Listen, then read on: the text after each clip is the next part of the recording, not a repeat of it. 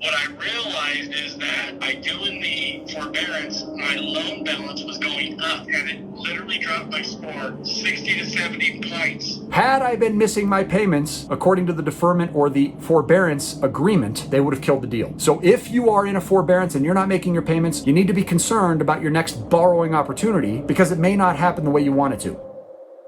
Hey, what up, cash flowers? It's your cash flow coach, Matthew here. Welcome back to the VIP Financial Ed channel. I help you build wealth in any economy, whether good or bad, whether things look promising or scary. We are prepared. We're prepared for anything, and that's why you should subscribe to the channel. It'll be worth your time, I promise you. Now, today's video, I want to talk about a lot of these stimuluses that are coming out of the government and how that can be a huge danger for you.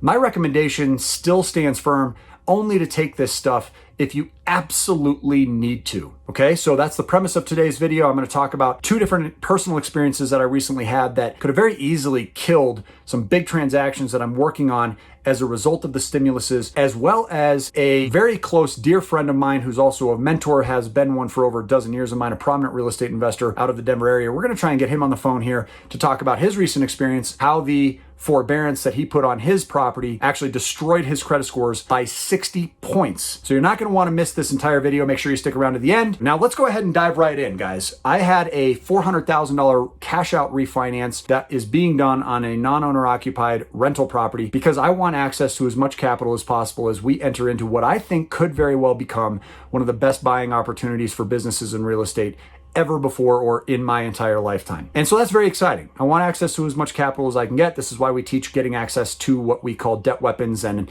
unlimited amounts of capital here on this channel as much as possible. With that in mind, at one point, unlike ever before, never, ever before have I ever been contacted by a third-party company hired by the underwriter. And out of the blue, I get this phone call and she says, we need to get your mortgage companies on the phone and verify that you're making your payments on time. That is new. Now, I recently made a forbearance video, and it just so happens that it was the most streamlined experience. I couldn't believe how easy it was to go ahead and get into a forbearance with my mortgage company. But because I was concerned about this very situation, we've been making our payments as agreed. In fact, we've been paying more than the required principal each month. We've been adding principal and accelerating the elimination of the mortgage, just like we teach on this channel, because the economy has loosened up, which means that normally in a really strict and uncertain time, I would be saying, just pay the minimums. We're not trying to accelerate the elimination of debt. We need to hoard cash. But over the last month plus, we've been feeling a sense of optimism, which means that we're going to start accelerating debt elimination again. For that reason, our payments have been made on time and as agreed, and the lender got what they wanted and we proceeded. Had I been missing my payments, according to the deferment or the forbearance agreement, that would not have been the case. They would have killed the deal. So if you are in a forbearance and you're not making your payments, you need to be concerned about your next borrowing opportunity because it may not happen the way you want it to. Number two, they actually saw on our bank statements that one of my businesses, which got a $2,000 stimulus check for 2 employees, they wanted to understand the borrowing repayment terms of that, and they threatened to even kill the deal because of it. So in just my recent last 3 week experience, it is absolutely a possibility that if you are choosing to take advantage of the various options that are being provided by the government, that you may run into problems. And that's the very reason that I responded to this email from our coaching member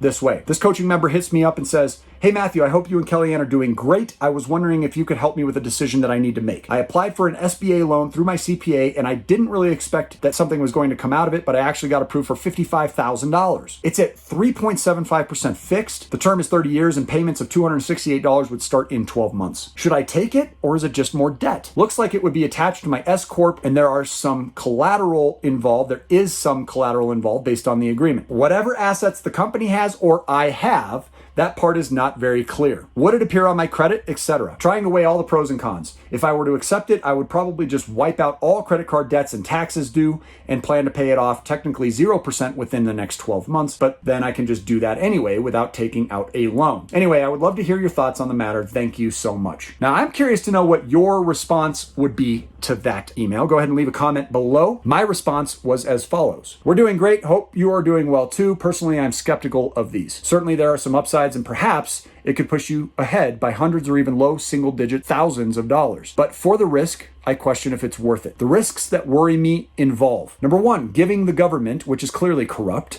any additional leverage over you. Number two, collateral that they could argue they somehow have rights to. Number 3, future lending complications as a result of the federal loans. I just refinanced, and underwriters were very careful to ask about stimulus loans several times. And number 4, impact to credit is still very unclear. The only time I recommend these products is in a time of absolute need. Otherwise, I have discouraged them. I hope this helps. What do you guys think? Leave a comment below. I want to go ahead and get my friend and mentor Art Vasquez on the phone to see whether or not he is willing to share his story with us about how his credit scores dropped by 60 points. Matthew.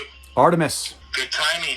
Thank you. Art's actually been on the channel once before, guys, but we'll bring him back on. He was telling me something earlier today, and I said, hey, that's coincidental because I wanted to do a video about the impact of some of these stimulus options that are available. And he started telling me about how he had taken a forbearance and it had a dramatic impact on his credit. So Art, let's kind of unpack that if you can. Tell us a little bit about the specifics. What happened with that? Well, let's give some background a little bit here. First of all, I own over 40 rental properties.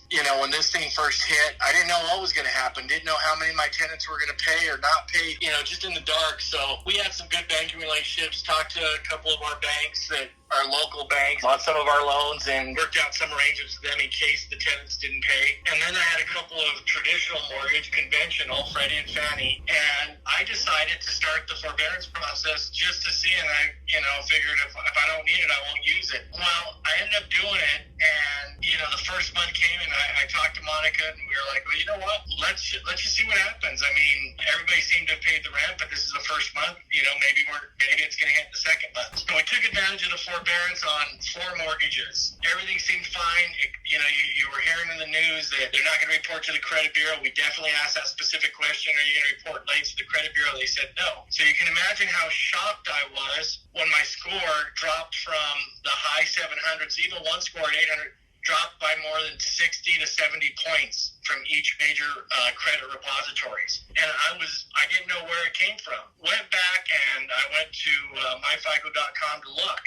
And yes, indeed, there were no lates. So I was like, well, there's no lates. And I looked at my revolving debt. It was the same, so it hadn't gone up. I'm like, why is my credit down by 60 points? I did start to look a little closely on the 4 mortgages and noticed, I wouldn't call it an anomaly, I would call it an unexpected number on there. What I realized is that my number showing my loan balance, by doing the forbearance, my loan balance was going up. Mm-hmm. This is my theory, that FICO has a formula, and you're the expert on this, Matt, so tell me if I'm wrong. They have formulas, and their formula says when you have an installment loan and it's a 30-year mortgage, we can reasonably predict that we know your principal reduction is going to be reduced by a certain amount every month. I think the FICO score says red flag, red flag, red flag, and that was the only change in my credit report. For these properties, they showed a higher loan balance than the previous month, and that caused my FICO score to drop. My theory is that FICO formula doesn't like that because it indicates you're going backward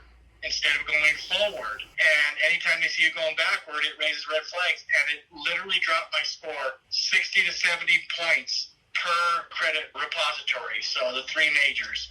And so now what am I doing? I'm paying those back mortgages and getting my loan amount, principal amount, to be where it should be so that my score can go back up. Yeah, we'll have to do an update video to find out how that goes. 30 to 45 days from now, we should have some updates. If you're able to pay that down, it'll either validate or, of course, prove your theory wrong. But pretty interesting. I can't say I know. I mean, in all of the training I've had with credit, really it never involved forbearances. This is a new era of borrowing for all of us right now. So I don't know, man. I mean, that sucks. And I think it's just more reason for people to just very, very carefully manage their finances. At the end of the day, staying on top of this stuff and avoiding the bailouts is a surefire way of staying as strong as possible. Best case scenario is to be the borrower that the banks dream of, because it gives you access to as much working capital as possible. And Art, I mean, I know you can thumbs up that just based on what you've been working on. Art's been doing a lot of new construction, and these guys are taking advantage of emerging markets like crazy. And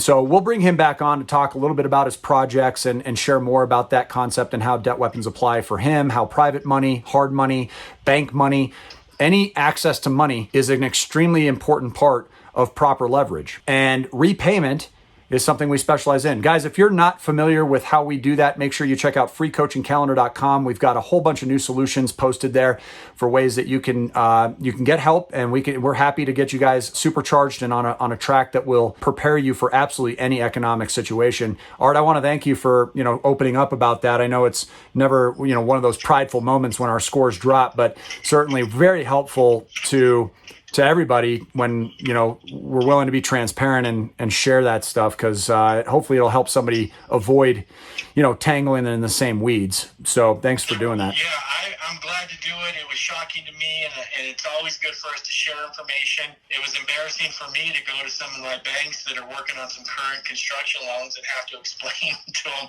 what I was thinking. Now, there is some good news in all of this for me, Matt, and I'd like to end it with the good news. The good news is that on our rental properties, out of all of our rental properties, only one person requested some help with paying their rent later or a reduced rent. So at the end of the day, I didn't even have to worry about the rents not coming in. So they did come in. That's the good news. I'll keep you updated. We'll talk again in the next 45 days after I pay these back down to where they ought to be and let you know what happens. Okay. Thanks, buddy. I appreciate you, man.